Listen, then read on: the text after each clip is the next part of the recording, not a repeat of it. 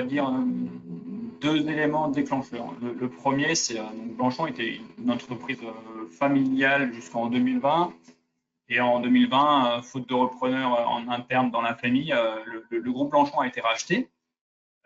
Et avec ce nouveau rachat, c'est vrai une volonté de la nouvelle direction un objectif de croissance assez fort. Donc un objectif de croissance principalement par acquisition. Ça veut dire que c'est à ce moment-là, en fait, jusqu'en 2020, on avait 4 usines. Et depuis 2020, on a racheté 3 ou 4 marques avec du coup 4 usines. Donc c'est vrai que c'est à ce moment-là aussi où notre supply s'est vraiment complexifié. Et en parallèle aussi la volonté de Blanchon vraiment de se structurer. Hein. Voilà, de mettre en place des vrais process forts et la supply était évidemment concernée.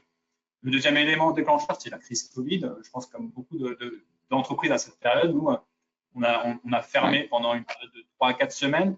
Et par contre, la reprise, le marché du bâtiment est vraiment parti très haut.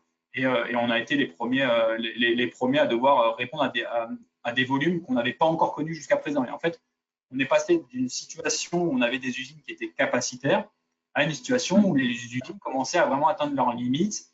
La bonne nouvelle, c'est que pendant cette période-là, les usines ont tenu, les équipes ont tenu et on a réussi à sortir les volumes. Mais par contre, à un prix assez élevé et c'est une situation qu'on ne pouvait pas, en tout cas, maintenir sur du long terme. Donc, ces deux éléments nous ont fait faire appel à un cabinet de conseil en supply chain qui est arrivé du coup à l'été 2020.